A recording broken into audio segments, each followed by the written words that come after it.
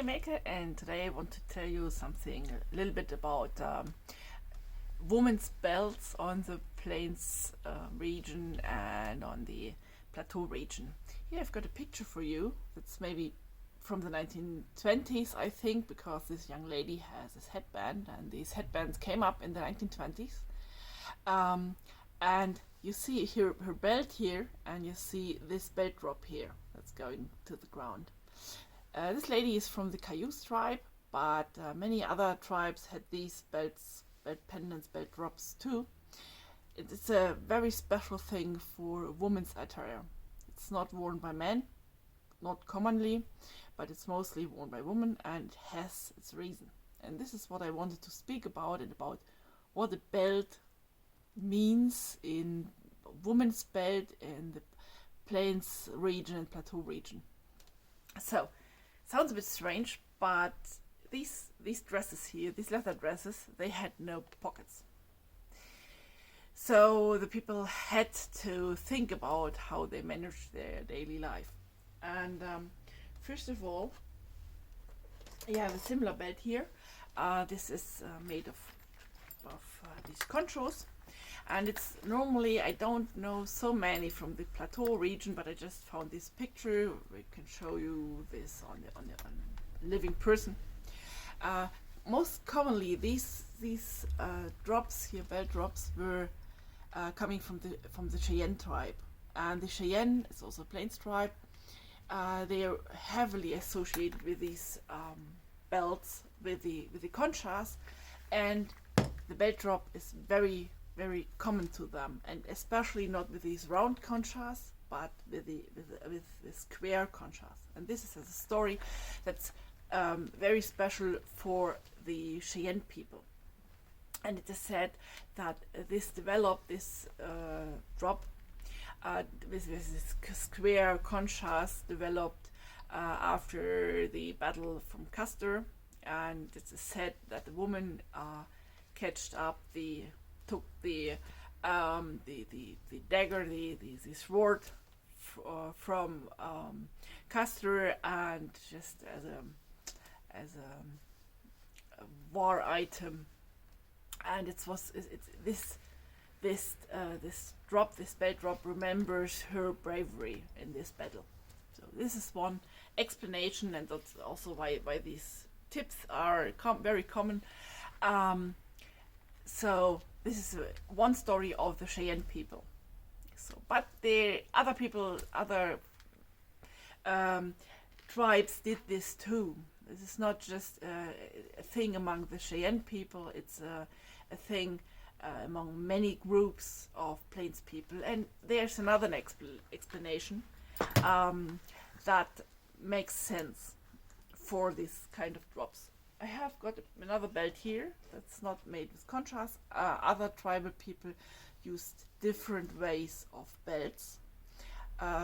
This also has no drop, but normally it would, if it would be a woman's belt, it mostly would have such a side drop.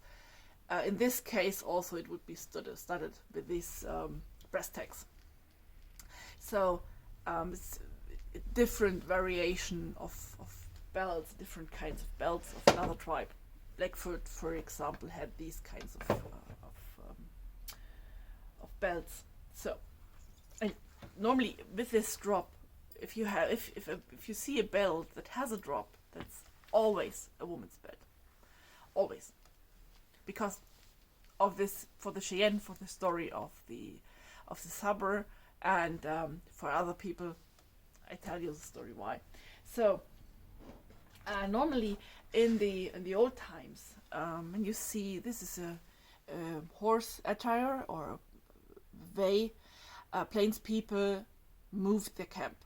They were mobile. They had to move the camp because of their prey, the food they were hunting. And you see here, this is made up for a photographer for this postcard. And you see normally here you have a travois, and everything is packed on this horse, and this is a common thing for women. It's just a woman's horse. Men normally would not have so much stuff on them, because the ladies, and they were not just one lady normally in a household, there were several one man had several wives because of the work and the transportation. And mostly the men died first because it was a difficult business, warfare, and also hunting. So this is why normally more women existed in the tribes, and they married several women, married one man, and they split up the work, the household work they had to do too. So normally this tipi would also be here on that horse, and even a cradle board and so on. So the lady would have sitting here among that, here where my finger is. So and when you have the whole household on your horse, as I said, the men's horse were empty, nearly empty. He just had his weapons, simply because when there was camp moving, the man had to protect the group, and they had to ride freely around everything, and to maybe, if there's any warfare going on and another tribe coming and doing a raid on them, then they had to protect their own tribal people. So this is why all the stuff was on the women's horses.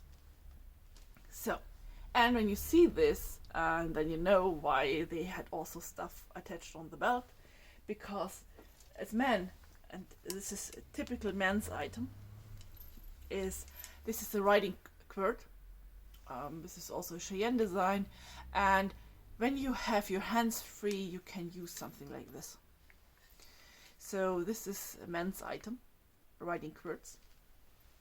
And as a woman, you can use your drop from your belt. I mean, maybe not the one with the contrast. The square contrast is maybe a little bit bad to use, but it's one concept behind these drops. Then I have got another belt for you. This is a painted rawhide. It was also common among the plains people. And then you see a lot of stuff hanging on it. This would normally hang on the other belts too, but when you see them in collections, mostly these parts, these items had be taken away, or the belt was sold separately or so. But there are existing belts, especially kids' belts, with all the stuff attached. So this stuff here is mostly worn at the back, hanging at the back. What I have here is a striker-light bag that normally had steel and a flint for making fire inside. This is why striker-light, striking sparkles to make a fire. Later on, these bags existed too, even when the matches came up, but they were a little bit bigger than this and had their cards, their food stamps in the reservation era holding in these bags. Then we have something like this. This is an item that has inside, there's a whetstone, something to sharpen a knife. I don't know if I get it out here. This is a little bit difficult. No, here. So you could sharpen any knife for if you need it on a daily basis, or your scraper, your height scraper, for example. They are very fast getting dull, and you can sharpen it again and again.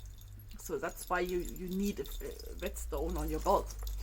And this is the daily work base that every woman just is taking around with them.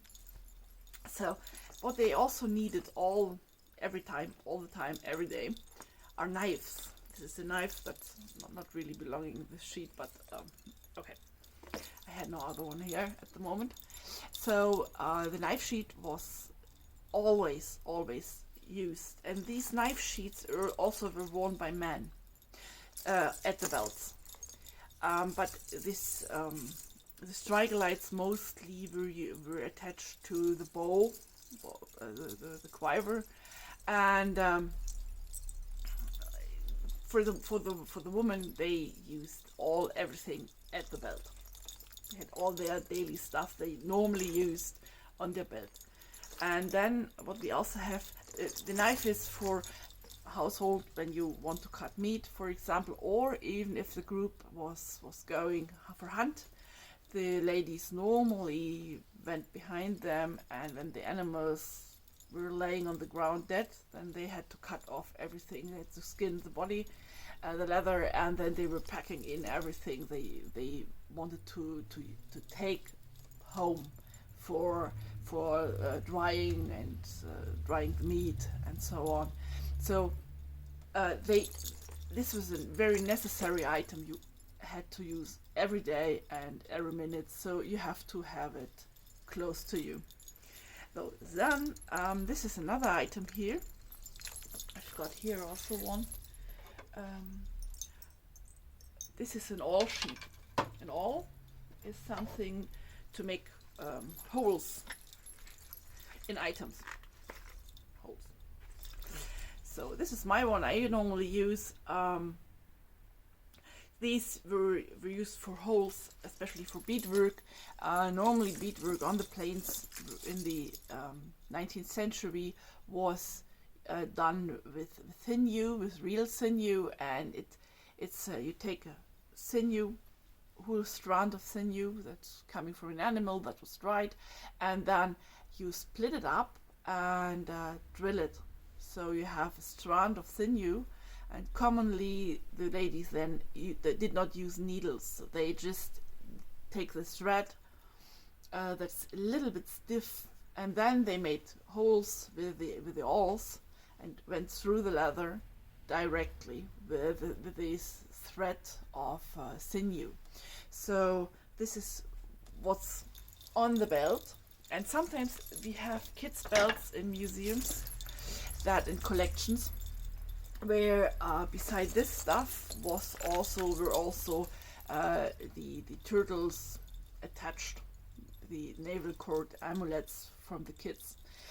But this is a very special thing for children, or for girls, to be honest.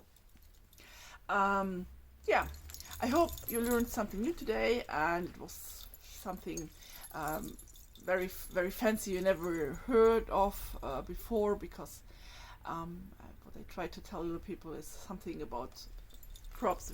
We are doing movie props, prop hire, and why it's important to think about what the people are dressing, and what you see in movies is rarely correct.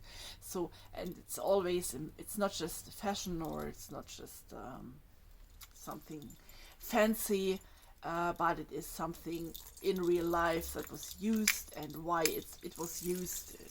We normally don't have any thinking and why did they do this. So it's not just being beautiful on the plains, but it's working attire, and it was for the daily use, and it has to be practical. And this is the belt on the plains, the woman's belt on the plains, is one thing that is exactly this. And even today you will see it on Power, especially on northern women's traditional items, and also southern women's traditional items. They mostly have these items attached to their belts. This is one of these items are were most important to the daily life of a woman in the 19th century on the plains, so, and also on the plateau. So maybe you learned something new today, and it was a little bit interesting. So bye.